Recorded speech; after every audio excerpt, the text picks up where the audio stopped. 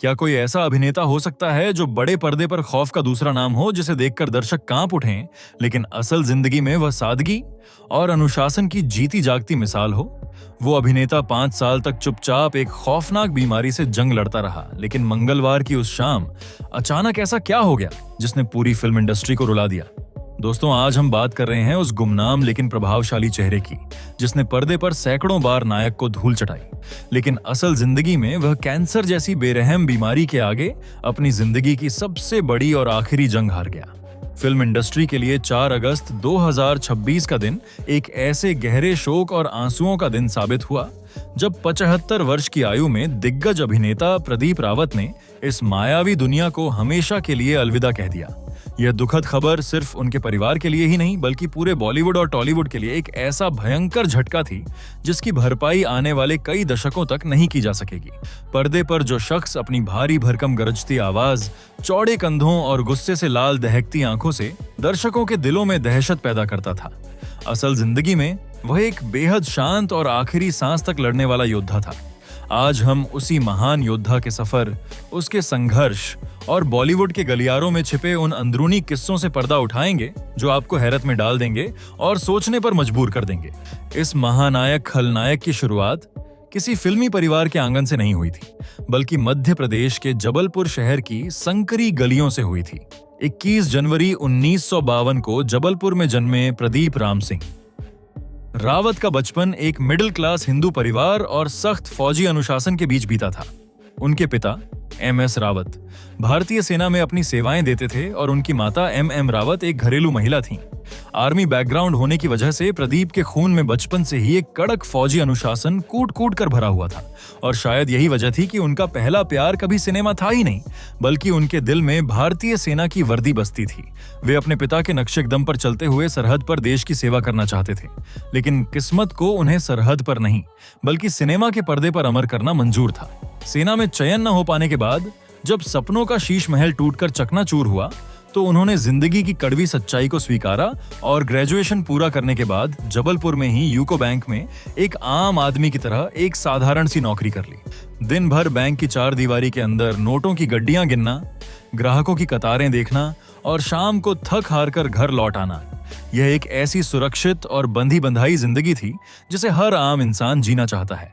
लेकिन प्रदीप के सीने में जो आग धधक रही थी, वह उन्हें चैन से उस कुर्सी पर बैठने नहीं दे रही थी। उनका मन फाइलों और हिसाब किताब में नहीं, बल्कि कहानियों और किरदारों में बसता था। इसी जुनून ने उन्हें एक दिन थिएटर के मंच की ओर खींच लिया, जहां उन्होंने राज बब्बर और नादिरा बब्बर के थिएटर ग्रुप एकजुट का हाथ थाम लिया। 1980 के दशक की शुरुआत में मुंबई में इस थिएटर ग्रुप ने प्रदीप रावत के अंदर के उस कच्चे हीरे को ऐसी बारीकी से तराशा, जिसने आगे चलकर पर्दे पर अपनी चमक से सबको अंधा कर दिया। बैंक की वह आरामदायक सुरक्षित नौकरी छोड़कर मुंबई जैसे अनजान महानगर में आकर शून्य से संघर्ष करने का फैसला कोई छोटा मोटा दांव नहीं था, बल्कि यह वो जुआ था जिसने उनके जीवन की दिशा हमेशा के लिए बदल दी। मुंबई के उन शुरुआती और मुश्किल दिनों में रिजेक्शन का कड़वा स्वाद लगभग हर रोज चखना पड़ता था। 1985 में सुभाष घई की फिल्म मेरी जंग और फिर एतबार में एक पुलिस इंस्पेक्टर की छोटी सी भूमिका के साथ उन्होंने बॉलीवुड के विशाल समंदर में अपने कदम जरूर रखे, लेकिन वह असली पहचान जिसके वो हकदार थे अभी भी कोसों दूर थी। वह घर घर तक पहुंचने वाली पहचान उन्हें किसी बड़े पर्दे से नहीं मिली, बल्कि 80 के दशक में हर रविवार को देखे जाने वाले छोटे पर्दे यानी टेलीविजन से मिली। ये वो दौर था जब BR चोपड़ा का महाकाव्य महाभारत दूरदर्शन पर प्रसारित होना शुरू हुआ और प्रदीप रावत को द्रोणाचार्य के पुत्र अश्वत्थामा का किरदार निभाने का मौका मिला।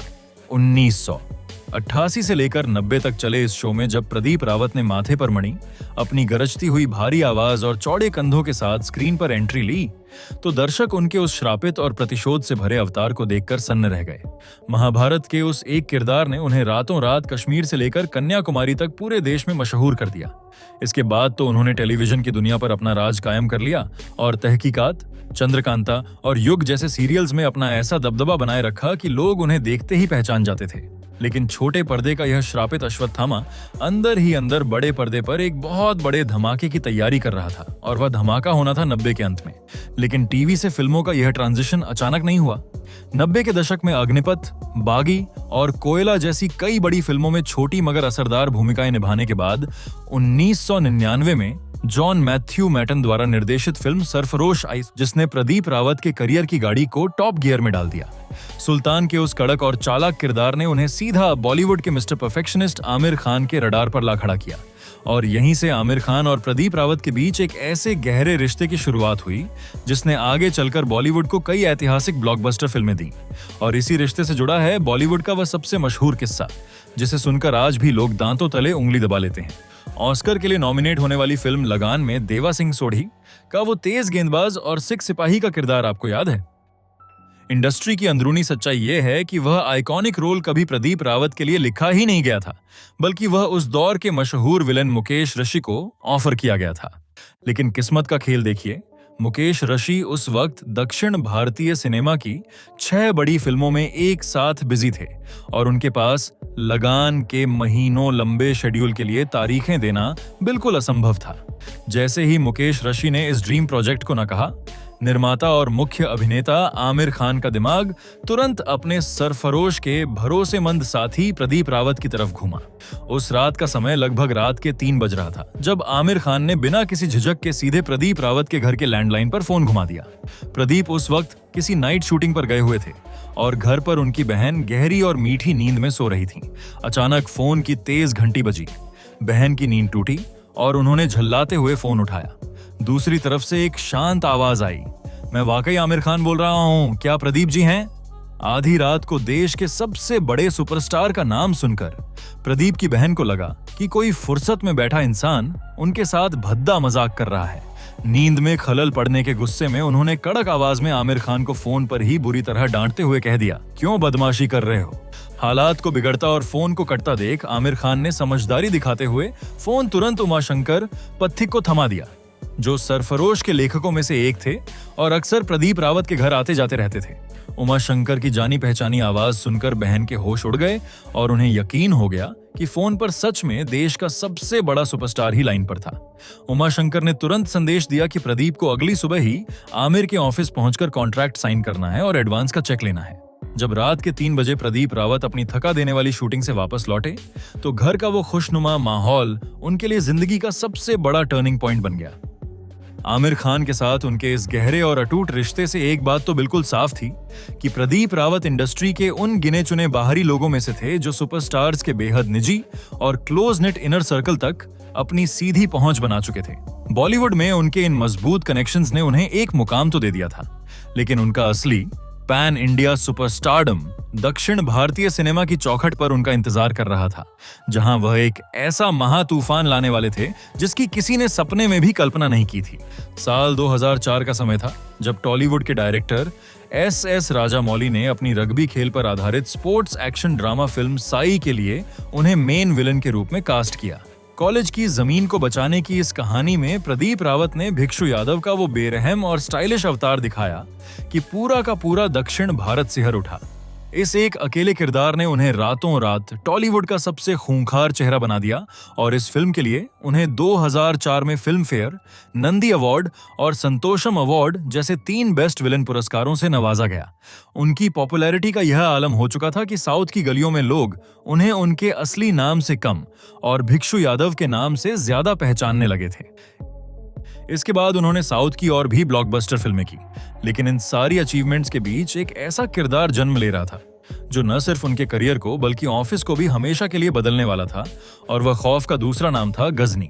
2005 में AR मुरुगादोस द्वारा निर्देशित तमिल फिल्म गजनी में उन्होंने राम और लक्ष्मण नाम के जुड़वां भाइयों का वह साइकोटिक डबल रोल प्ले किया था जिसने बॉक्स ऑफिस पर आग लगा दी थी। लेकिन क्या आप जानते हैं कि इस तमिल सुपरहिट फिल्म के बॉलीवुड रीमेक बनने का असली किस्सा क्या है? यह कहानी किसी फिल्मी गॉसिप से कम नहीं है। इंडस्ट्री के पक्के सूत्रों की माने तो आमिर खान अपने घर पर दिवाली की एक सितारों से सजी पार्टी होस्ट कर रहे थे, जिसमें उनके खास दोस्त प्रदीप रावत भी आमंत्रित थे। उसी खुशनुमा माहौल में बातों ही बातों में प्रदीप ने आमिर को इस तमिल फिल्म की कहानी सुनाई और एक दोस्त के नाते इसे देखने की भारी सिफारिश की। जब आमिर खान ने समय निकालकर यह फिल्म देखी तो वह इसके कंसेप्ट, इसके थ्रिल और इसकी कहानी से इतने ज्यादा मंत्रमुग्ध हो गए कि उन्होंने बिना वक्त बर्बाद किए इसका हिंदी रीमेक बनाने का ऐलान कर दिया। भारतीय सिनेमा के इतिहास की शायद यह इकलौती और सबसे अद्भुत घटना होगी जहां एक विलेन ने अपने हीरो को एक ऐसी फिल्म थमाई जिसने आगे चलकर बॉक्स ऑफिस के सारे रिकॉर्ड ध्वस्त कर दिए और बॉलीवुड में पहले 100 करोड़ क्लब की नींव रखी। जब 2008 में हिंदी गजनी सिनेमा घरों में रिलीज हुई तो प्रदीप रावत गजनी धर्मात्मा के रूप में पर्दे पर वापस लौटे। हाथ में लोहे की वो भारी रॉड, सिर मुंडा हुआ और चेहरे पर बिना कोई शब्द बोले वह खौफनाक मुस्कान ली। जब वह स्क्रीन पर आते थे तो सिनेमा घरों में बैठे दर्शकों की सांसें अटक जाती थीं। लेकिन पर्दे पर दिखने वाले इस खौफ के पीछे एक ऐसी दर्दनाक और खौफनाक सच्चाई भी थी जिसने फिल्म के सेट पर खुद गजनी को भी दहला कर रख दिया था। फिल्म के रोंगटे खड़े कर देने वाले क्लाइमैक्स की शूटिंग चल रही थी, जहां सीन की डिमांड थी कि प्रदीप और आमिर खान को एक ऊंची जगह से नीचे बिछे गद्दों पर छलांग लगानी थी। प्रदीप रावत ने पूरे परफेक्शन के साथ छलांग लगाई और यह सुनिश्चित किया कि आमिर खान के जंप करने के लिए नीचे पर्याप्त और सुरक्षित जगह खाली हो। लेकिन जैसे ही आमिर खान कूदे, एक दिल दहला देने वाली चीख गूंज उठी। प्रदीप रावत के मुताबिक आमिर उस वक्त दर्द से इस कदर बेतहाशा तड़प रहे थे कि उनके मुंह से गंदी गंदी गालियां निकलने लगी थीं। प्रदीप ने अपने इतने सालों में पहली बार आमिर जैसे शांत और सुलझे हुए इंसान को इस तरह अभद्र गालियां बकते हुए सुना था, जो इस बात का सबसे बड़ा सबूत था कि वह शारीरिक दर्द किस कदर बर्दाश्त के बाहर था। लेकिन दोस्तों, पर्दे पर हमेशा नायक के परिवार को बेरहमी से तबाह करने वाला, खून की नदियां बहाने वाला यह विलेन अपनी निजी जिंदगी में इसके बिल्कुल विपरीत एक शांत समंदर की तरह था। अपनी पत्नी कल्याणी रावत और 2 बेटों के साथ वह एक बेहद सादगी भरा और शांत जीवन बिताते थे। बॉलीवुड की वह अंधी चकाचौंध, पेज 3 की झूठी पार्टियां और गॉसिप कॉलम की खोखली दुनिया से वह हमेशा एक सुरक्षित दूरी बनाकर रखते थे।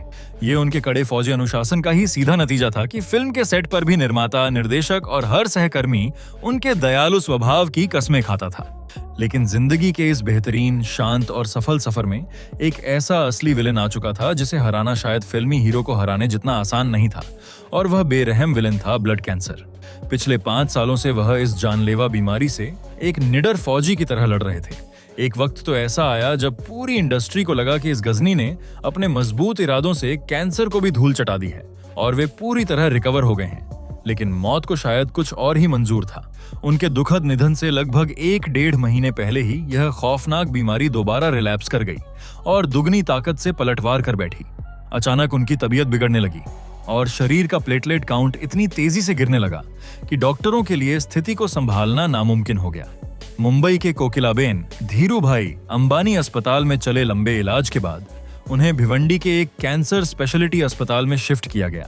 लेकिन शरीर ने अब इस लंबी लड़ाई में जवाब दे दिया था और फिर वो मनहूस, भारी और काली घड़ी आई जब 4 अगस्त 2026 की शाम 6 से 6:30 बजे के बीच भिवंडी के उस अस्पताल के कमरे में उनकी भारी भरकम सांसें हमेशा हमेशा के लिए थम गईं। उनके मैनेजर सिद्धार्थ तिवारी ने जब भारी मन से यह खबर मीडिया को दी तो पूरी फिल्म इंडस्ट्री में एक गहरा मातम छा गया।